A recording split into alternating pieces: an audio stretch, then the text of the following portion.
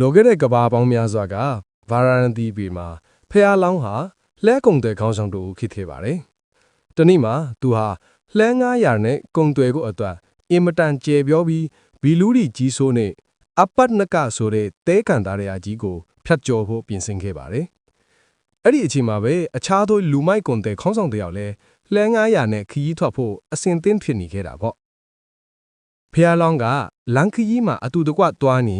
မျက်နှာရည်အခက်အခဲမဖြစ်အောင်လူမိုက်ကုံတဲ့ကိုအရင်သွားမလားနောက်မှသွားမလားဆိုပြီးအခွင့်ရေးပေးခဲ့ပါတယ်လူမိုက်ကုံတဲ့ကတော့လောဘဇော်နဲ့ဒီလိုတွေးတယ်ငါအရင်သွားနေမြက်အတစ်ရေးအတစ်တွေကိုငါနွားဒီအရင်စားရမယ်ဆိုပြီးအရင်ဥအောင်ထွက်ခွာသွားခဲ့ပါတယ်သူဟာရှေ့ကသွားနေရင်တဲကန်တာရအလဲရောက်တော့လက်စားတက်တဲ့ဘီလူတွေနဲ့တို့ပါလေရောဘီလူတွေကလူရောင်ဆောင်ပြီးရှေ့မှာမိုးရီရွာထားလို့ရေတွေပေါ့လာပြီးရေဦးတွေကိုထုံပစ်ခဲ့ပါလို့လှည့်စားတဲ့အခါလူမိုက်ကုံတဲ့ကအလွယ်တကူယုံပြီးရေတွေကိုထုံပစ်လိုက်ပါတယ်။နောက်ဆုံးမှာတော့ရေငတ်မှုတ်ပြီးတစ်ဖွဲ့လုံးဘီလူးစာထိခဲ့ရရှာပါတာပေါ့။ဖះလောင်းကုံတဲ့အဖွဲ့ရောက်လာတဲ့အခါမှာလည်းဘီလူးတွေကအလားတူလာရောက်လှည့်စားကြပြန်ပါတယ်။ဒါပေမဲ့ဖះလောင်းကတော့တီးတီးငင်းငင်းနဲ့ပဲပုံမင်းကျင်ကိုအကဲခတ်လိုက်ပါတယ်။မိုးရွာတယ်ဆိုရင်လေအေးတိုက်ရမယ်တိမ်တောက်ရမယ်။အခုတော့ဖုံးတစ်ထောင်းလောင်းနဲ့ပါလားလို့သူကဆင်ခြင်မိပါတယ်ဘီလူရီရဲ့မျက်လုံးကနီမြန်းနေတာနဲ့အရေးမထွက်တာကိုကြည့်ပြီးဒါဟာဘီလူရီရဲ့အကောက်အကျန်မှန်သူချက်ချင်းရိမ့်မိသွားမိတာပေါ့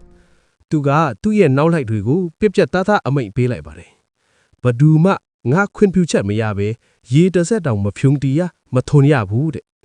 သူတို့အဖွဲ့ဟာရေနဲ့အစာကိုစနစ်တကျထိမ့်သိမ်းပြီးဆက်သွားလိုက်တာလမ်းမှာလူမိုက်ကုံတဲ့တို့ရဲ့ပြက်စီးနေတဲ့လဲတွေနဲ့အယူးစုတွေကိုတွေ့လိုက်ရပါတယ်အဲ့ဒီတော့မှနောက်လိုက်တွေအားလုံးဟာဆရာရဲ့အမျော်မြင်ကြီးမှုကိုလီးစားကြောက်ရွံ့သွားကြပြီးဖះလောင်းရဲ့လမ်းညွှန်မှုအတိုင်းကန်တရာကြီးကိုဘေးကင်းစွာဖျက်ကျော်နိုင်ခဲ့တာပေါ့နောက်ဆုံးမှာတော့ဖះလောင်းအဖွဲ့ဟာခရီးဆုံးကိုဘေးကင်းစွာရောက်ရှိပြီးအမြင့်အစွန်းများစွာနဲ့ပြန်လာနိုင်ကြပါတယ်ဒါဟာအမှန်နဲ့အမှားကိုဝေဖန်ပိုက်ချနိုင်တဲ့အသိဉာဏ်ရှိခြင်းကြောင့်ရရှိတဲ့အောင်မြင်မှုပဲဖြစ်ပါတယ်ဟုတ်ကဲ့ပါအခုပြောပြပေးခဲ့တာကတော့950ဇက်နိတ်ပတ်တော်တွေထဲကအပတ်နကဇတ်တော်အကြောင်းကိုပြောပြပေးခဲ့ဖြစ်ပါတယ်လောကမှာသူတစ်ပါးပြောတိုင်းအယုံမလွယ်ပါနဲ့မိမိရဲ့အသိဉာဏ်နဲ့အကြောင်းအကျိုးကိုဝေဖန်ဆင်ခြင်ပြီးလမ်းမှန်ကိုရွေးချယ်တတ်မှသာဘေးအန္တရာယ်ကလွတ်မြောက်ပြီးအောင်မြင်မှုပန်းတိုင်ကိုရောက်ရှိနိုင်မှာဖြစ်ပါတယ်